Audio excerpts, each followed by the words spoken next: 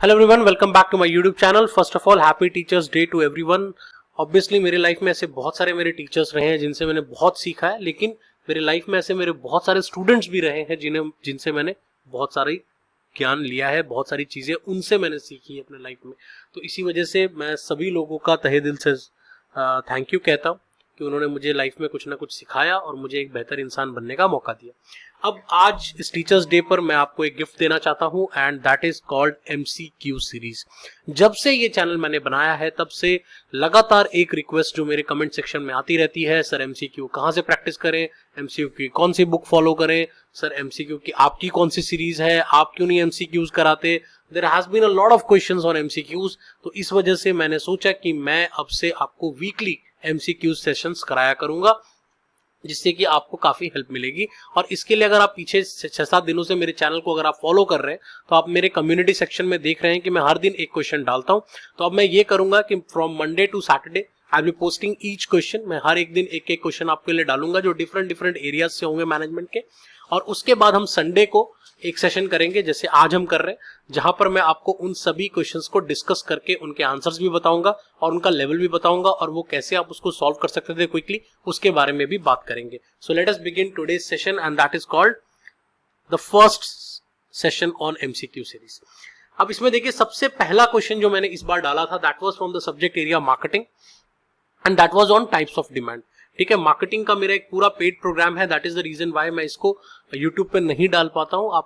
मैं उसका description link में डाल दूंगा। अगर आप मार्केटिंग पढ़ना चाहते हैं या कॉम्पिटेटिव एग्जाम्स के हिसाब से तैयारी करना चाहते हैं, मार्केटिंग आपके यूजीसी नेट में आता है, किसी और पेपर में आता है, तो आप वहां से उस कोर्स को मेरे देख सकते हैं। अब इसमें जो फर्स्ट क्वेश्चन मेरा आया था इस बार का वो ये क्वेश्चन था। अब यहाँ पर आप देखिए कि टाइप्स ऑफ डिमांड में 4 तरह की डिमांड पूछी गई है: latent demand, unwholesome demand, non existing demand और नेगेटिव डिमांड। उसके सामने कुछ ऑप्शंस है, आपको मैच करके बताना है कि कौन सा किस में मैच करता है। अक्सर इस तरह के जो क्वेश्चंस होते हैं ना वो टाइम बड़ा ले लेते हैं, तो मैं इसमें देखता हूं कि मुझे कौन सा वाला डिमांड सबसे पहले आ रहा है। फॉर एग्जाम्पल, नॉन एग्जिस्टिंग और नेगेटिव डिमांड को इजिली आप आइडेंटिफाई कर सकते हो कि नॉन एग्जिस्टिंग कौन सा डिमांड है जिसमें कि कंज्यूमर बिल्कुल अनइंटरेस्टेड है, बिल्कुल अनइंटरेस्टेड है, तो नॉन एग्जिस्टिंग होगी। जिसका इंटरेस्ट ही नहीं है जिस चीज में, तो वो नॉन एग्जिस्टिंग ही हो गया ना। अब आप देखो यहाँ पर बी ऑप्शन और डी ऑप्शन, ये दो ऑप्शन में आपको 3-3 दिख रहा है। ठीक है, अब इन्हीं दोनों ऑप्शन में मुझे देखना है, ये दो तो ऑप्शन पहले ही खत्म हो गए। अब निगेटिव डिमांड की तरफ बढ़ते हैं। निगेटिव कौन सा होता है? Consumer dislike the product, consumer product को पसंद ही नहीं करता, तो इसका मतलब 4 का 2 आना चाहिए। तो 4 का 2 मैं देख रहा हूं यहां आ रहा है, ये देखो, दैट इज ऑप्शन बी। और ऑप्शन बी में अब यहां पर लेटेंट डिमांड क्या होती है? लेटेंट डिमांड वो डिमांड होती है जिसकी एक स्ट्रॉन्ग नीड एग्जिस्ट करती है बट अभी तक प्रोडक्ट मार्केट में नहीं आया है। कंपनी लगातार लेटेंट डिमांड ढूंढती रहती है, so that is the reason why उसका जो है वो 4 होगा, तो 1 का 4 हो गया। और ऐसे 3 ऑप्शन मेरे मैच कर रहे हैं, तो इसका जो आंसर होगा दैट विल बी बी। और अगर आप मुझसे पहले सॉल्व कर लेते हैं तो प्लीज कमेंट सेक्शन में मेंशन कर देना। ठीक है, let's talk about the question number 2 जो मैंने सेकंड क्वेश्चन पूछा था, that was based on organisational behaviour से ये क्वेश्चन था और लीडरशिप थ्योरीज के ऊपर मैंने ये क्वेश्चन पूछा था। देखते हैं बाकी लोगों ने क्या रिस्पॉन्स किया। तो आप यहाँ पे देख सकते हैं, this was the question. The question was according to Vroom expectancy theory of motivation which of the following is referred as valence. Valence हम किसको कहते हैं? व्रूम एक्सपेक्टेंसी थ्योरी बहुत इंपॉर्टेंट है। मेरे वीडियो को आप इस पर देख सकते हैं, मैंने बहुत डिटेल में व्रूम एक्सपेक्टेंसी थ्योरी पढ़ाई हुई है, तो मैं उसका डिस्क्रिप्शन पे लिंक में डाल सकता हूं। आप यहाँ पे देख सकते हैं अप्रोक्सीमेटली 270 लोगों ने इस क्वेश्चन को आंसर किया है, लेकिन आप देखिए कि मैक्सिमम लोगों ने जो आंसर किया है that is 47% on option A और second is 28% on option D. अब यहाँ पे जो इंपॉर्टेंट पॉइंट है वो ये समझने वाला है कि इसका मतलब क्या ऑप्शन बी और ऑप्शन सी, पब्लिक वोटिंग से तो यही लग रहा है कि भाई ये दोनों ऑप्शन जो है वो कहीं ना कहीं सही नहीं है। कंफ्यूजन एक्चुअली इसमें ए और डी में ही होना था, मेरे को भी लग रहा था, और मैक्सिमम लोगों ने यहाँ पे गलत आंसर किया है। उन्होंने आंसर कर दिया है 47%, जो कि उन्होंने वो कह रहे हैं कि subjective probability of achieving an outcome. Probability जो होती है वो वैलेंस नहीं होती, प्रोबेबिलिटी जो होती है वो एक्सपेक्टेंसी होती है कि किसी चीज के लिए हम एक्सपेक्ट कर रहे हैं तो वहां प्रोबेबिलिटी एग्जिस्ट करेगी, तो इसी वजह से ये वैलेंस नहीं होगा। जितने भी लोगों ने ऑप्शन डी आंसर किया है वो करेक्ट आंसर है। उसका रीजन क्या है? यहां पर वैलेंस होता क्या है? वैलेंस जो होता है कि किसी पर्टिकुलर पर्सन सब्जेक्टिवली उसको कोई पर्टिकुलर चीज पे वो कितना वेटेज रखता है, that is called valence. For example, अगर मुझे मनी अच्छी लगती है, मतलब मैं मनी से मोटिवेट होता हूं, तो कंपनी मुझे एडिशनली कुछ भी दे देगी, कोई ट्रिप दे देगी घूमने के लिए, कोई रहने के लिए, गाड़ी, खाने, ट्रैवल करने के लिए कार दे देगी, मैं खुश नहीं होऊंगा उस चीज से, बिकॉज जो मेरा वेटेज है वो किस पर है, वो मनी के ऊपर है. So that is the reason why यहां पर strength of an individual preference, individual जो प्रेफरेंस डालता है किसी पर्टिकुलर चीज पे, स्ट्रेंथ डालता है, that is called your valence. तो ये वाला ऑप्शन इसका आंसर होगा, that is option number D. तो इसका आंसर हो गया डी. ठीक है, ये वाला क्वेश्चन मैं मीडियम में रखूंगा, पिछले वाला भी मीडियम में रख सकते हैं आप. Okay, let's talk about question number 3 जो ऑर्गेनाइजेशनल स्ट्रक्चर से मैंने पूछा था, and that was on characteristics of organisational structure. तो उसमें क्या क्वेश्चन आया था, देखते हैं उसमें क्या आंसर मिला है हमें. The question was how can organisational structure can be characterised by democratic and inclusive style of management by be described. अब क्वेश्चन कहता है कि भाई कौन से स्ट्रक्चर में हम डेमोक्रेटिक स्टाइल या इंक्लूसिव स्टाइल को फॉलो कर सकते हैं. अब यहां पर आप देखिए मैक्सिमम आंसर जो हमें मिला है वो फ्लैट स्ट्रक्चर के लिए मिला है. उसके बाद जो सेकंड मिला है वो हिरारिकल के लिए मिला है. हिरारिकल में कैसे आप कर सकते हो भाई, हिरारिकल तो पहले से हिरार्की बनी हुई है, तो इसमें डेमोक्रेटिक स्टाइल आना तो बहुत मुश्किल है. हिरारिकल नहीं हो सकता, ब्यूरोक्रेटिक बिल्कुल नहीं हो सकता, फंक्शनल में भी कोई चांस नहीं लगता, functional as compare to flat structure. Flat structure में क्या होगा, सब लोग एक लेवल पर है, तो जब सब लोग एक लेवल पे हैं तो कोई किसी से ऊपर नहीं, कोई किसी से नीचे नहीं. So that is the reason where जहां पर आप इंक्लूजन लाने की कोशिश कर सकते हो, डेमोक्रेटिक स्टाइल को फॉलो कर सकते हो. यहां पर भी 385 लोगों ने रिस्पॉन्स किया था और उसके हिसाब से 41% लोगों ने फ्लैट आंसर दिया है और वही आंसर करेक्ट है. तो answer will be option C and that is called flat structure. The next question मैंने आपसे पूछा था, that question was from HRM, human resource management से ये क्वेश्चन था, and that was on performance appraisal. अब उसके बारे में थोड़ा सा बात कर लेते हैं.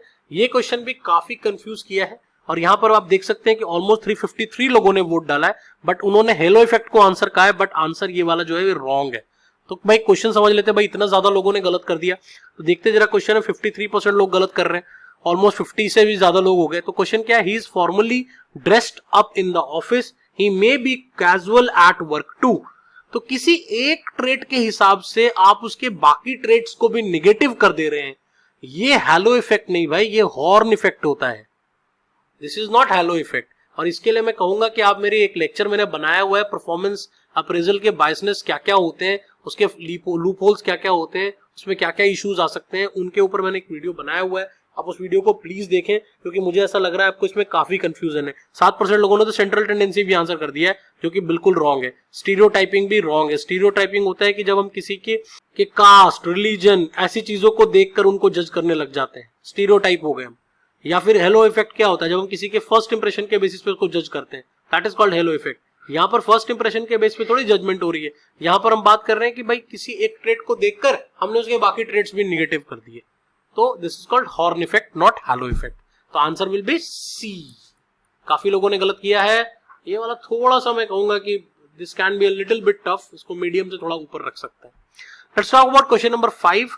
अब ये वाला जो क्वेश्चन है वो मैंने ऑर्गेनाइजेशनल बिहेवियर से पूछा था और ये इंट्रोडक्शन सेक्शन से आता है उस चैप्टर के. तो क्वेश्चन क्या था, बहुत ही सिंपल क्वेश्चन था कि ऑर्गेनाइजेशन बिहेवियर का फोकस कौन से 3 लेवल पर होता है.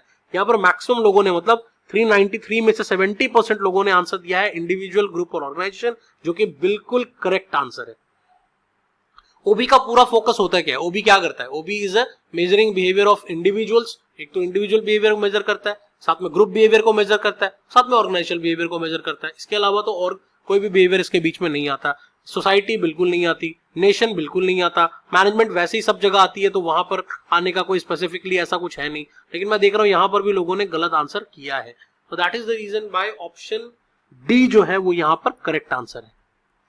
ठीक है जी, क्वेश्चन नंबर 6 की तरफ बढ़ते हैं, जो इस वीक का हमारा क्वेश्चन नंबर 6 था, and that was from strategic management, जो पोर्टर 5 फोर्सेस मॉडल से मैंने पूछा था. बहुत ही सिंपल क्वेश्चन था, काफी इजी क्वेश्चन मैं इसको कंसीडर करूंगा. The question was which one of the following is not included in porter 5 forces model. Porter 5 forces model में कौन से 5 जो इसके 5 फोर्सेस है वो इसमें नहीं आते. पहला option potential development of substitute products, बिल्कुल आता है. Bargaining power of supplier and buyer, दोनों आते हैं. Third is rivalry among stockholders. Stockholder से रिलेटेड कोई पॉइंट नहीं होता भाई, ये कॉम्पिटिटिवनेस को मेजर करने का मॉडल है, इसमें स्टॉक होल्डर का कोई रिलेशन नहीं है. बिल्कुल सही आंसर किया है. 79% लोगों ने कहा कि यही सही आंसर है और यही सही आंसर एक्चुअली में है. अगर आपको भी इस कंफ्यूजन है तो मेरे वीडियो लेक्चर सीरीज में आप जाकर के स्ट्रैटेजिक मैनेजमेंट की प्लेलिस्ट में आप पोर्टर 5 फोर्सेस मॉडल भी देख सकते हैं. लास्ट क्वेश्चन जो मैंने आज ही सुबह पोस्ट किया है और क्वेश्चन अभी तक उसमें 67 वोट्स ऑलरेडी आ चुके हैं. This is from operation management and quality circle. तो इस क्वेश्चन को भी यहीं कवर कर लेते हैं, सो दैट कि कल से हम एक फ्रेश सीरीज शुरू कर लेंगे।